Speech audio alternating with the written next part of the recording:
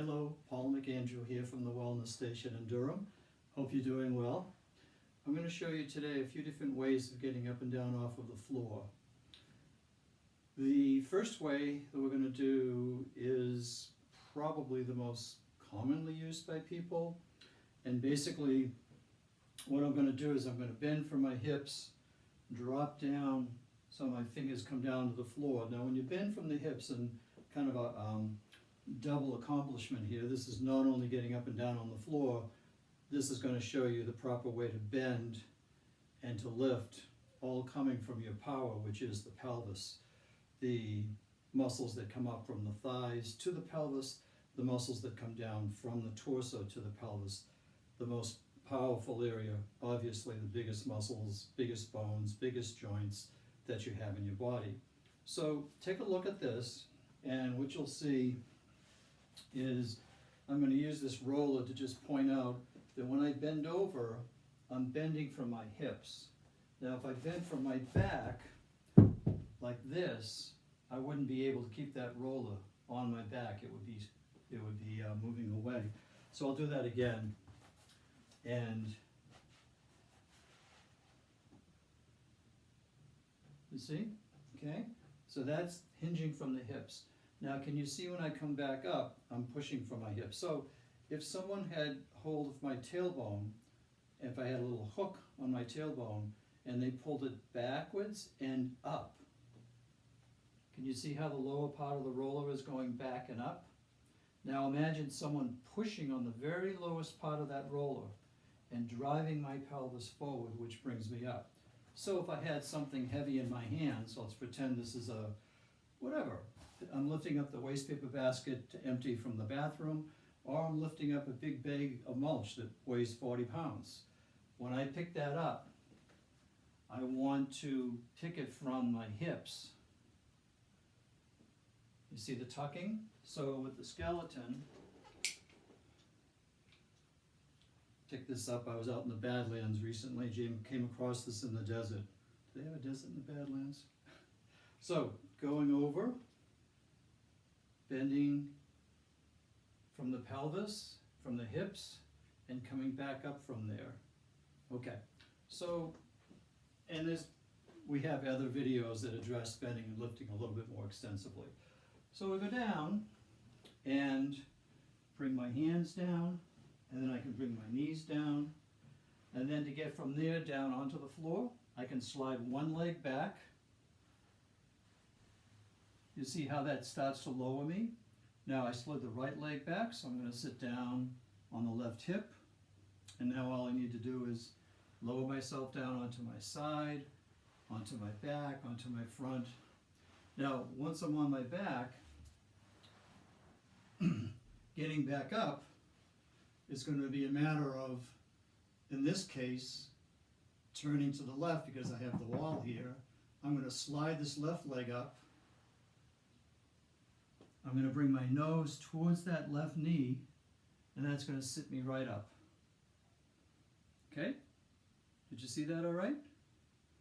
And then from there, to get back up, I'm going to, in the reverse of this particular approach to getting up and down, I'm going to place my hands down. I'm going to slide this knee back a little bit, come up onto both of my knees, and then I can just rock back onto, now you notice I'm up on the base of my toes. Now I can just rock back, walk myself up a little bit, and come back up. Now there's another way of doing that, another way of getting up and down, there's a few different ways, is putting one leg back behind you, still bending from the hips,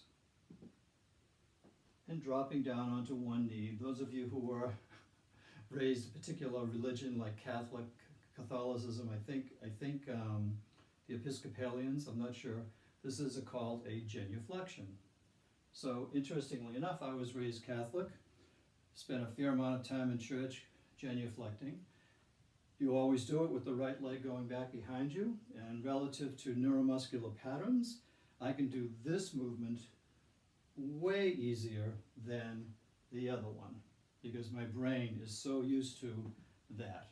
So if I was going to get down using this approach, rather than dropping down like I showed you in the first one, in this one we drop one leg back, lower ourselves down, and then you press your hands down and you continue getting down as we did just before, sliding one leg back, etc. To get back up, you bring one leg in front of you. Now here's the key. You want to pay attention to the back leg, and you want to imagine once again someone's hooked your tailbone and pulling it up towards the ceiling. I'm going to drop my head in order to stand up. Now that's counterintuitive, and that's why so many people have issues. They try and get up like this. That's much more difficult than, now watch. So what I did was I did the reverse of how I got down. You see, when I send that leg back behind me, now when I get up, I'm going to send that knee, this knee, driving back and up, and my tailbone going up, until I feel that I've reached that point where my pelvis is now ready to come in underneath me. Okay? Now a lot of times people will do that very often. If you're looking at this video, you probably want to do that with your hands on some furniture. So you might go down like this, proceed from there to get down. You might get back up like this. Another little trick, depending on what you're comfortable with, is actually when you get to this point here, if I have something heavy in my arms and I'm going to pick it up, I get it into me. Well, let's just say this stool right here. Ooh, there we go. Drop this down. Well, maybe it's down all the way. Trying to make it more manageable. Oh. I'm going to use this ball. Let's pretend this ball is a box of books that's a little bit on the heavy side. So I get it up into me. Now watch what I do. When I get up, I'm actually going to pivot. In this case, I'm going to pivot to the right because the right leg is behind me. So I'm going down and I'm coming up. This is actually much easier. It's more complex though. It's like, when I say more, it's easier but more complex. If I throw a ball and I stand here like that, that's a simple way of throwing the ball. But it's very inefficient, and it's probably going to wear my elbow and my shoulder down. And I won't be able to throw the ball very far. If I rear back and go through all that movement, pushing off the rear leg, thrusting the pelvis, turning the body, and the arm is like a whip at the end of that, that's much easier to throw that ball that same distance, but it's more complex. Okay? So getting up, so you want to be careful. If you've got anything going on with your knees and your hips are at all stiff, don't try this version, because where this needs to come from is the hips. If you twist on the knee, then you might actually end up straining the knee, because the knee is not really designed for rotation. It's designed mostly for flexion and extension.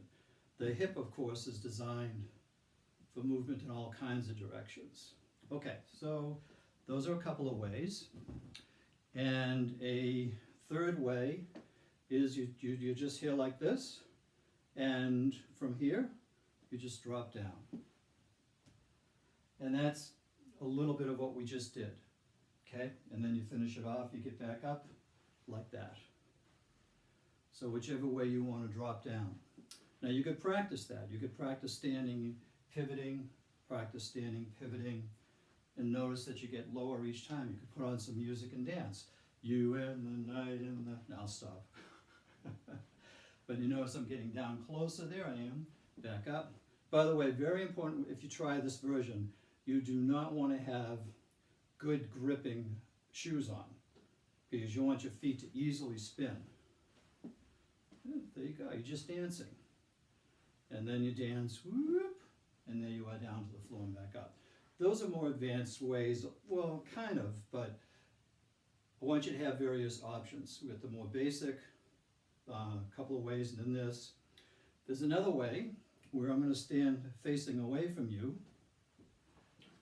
And by the way, pick the way that you like after you watch this, and then just stop it, play it back, watch it, play it back, watch it, and forget about the other ones. Unless at some point you think, well, I wonder if I could do that one. Why not? It's fun to keep expanding your repertoire, your movement repertoire. So another way is I'm actually going to end up facing you. I'm going to bend at the hips. I'm going to do that turn. But as I do the turn, I'm actually going to place my hand down and spin right down. Then I'm going to reverse that. So like if I have my right leg in front, I'm going to turn to the left. Now watch what I'm going to do.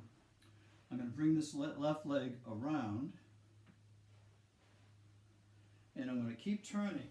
And I'm going to keep turning, keep turning, keep turning, keep turning, and there I am. So imagine a light shining from your lower pelvic area, and it's just spinning around. I'll do that again. So here I am going down, and here I am getting up. Okay? Now, don't try that one if you've got hip issues, knee issues, unless you're trying it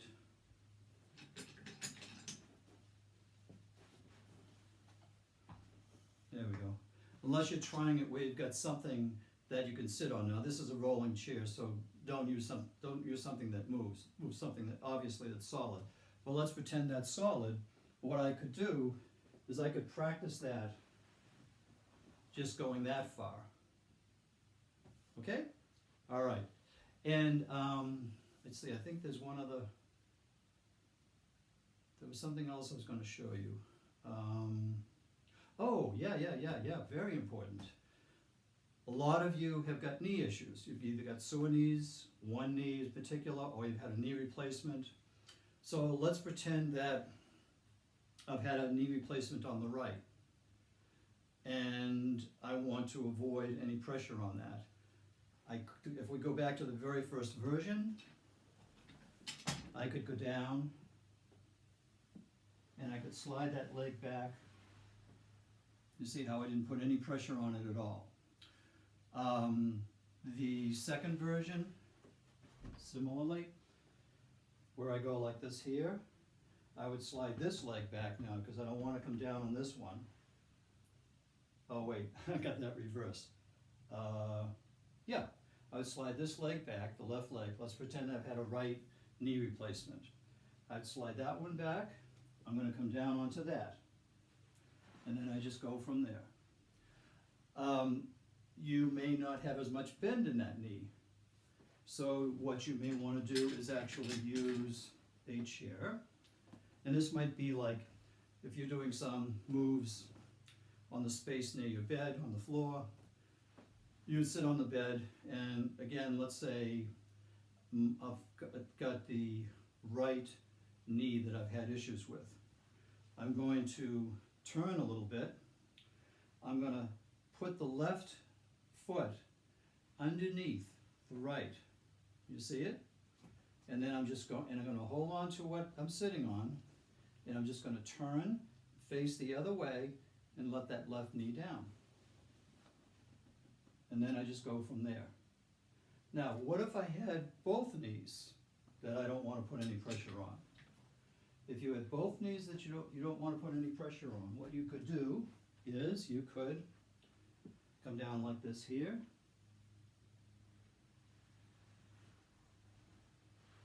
Okay, so you're not putting either and getting back up. Right about here, you're going to really push with the arms. And if you look at me, you're going to see, here's my right hip, right leg. My left hip is key. I'm going to drive that upwards. Watch. Okay, see it? So you're going to see that I don't go on to either knee. And maybe they're not bent that much. Maybe that's as much as they bend. Fine. And I walk myself back, and there I am. Okay, happy up and down, stay healthy well, keep on moving, put on some music, dance, have a good time, and remember, we love you.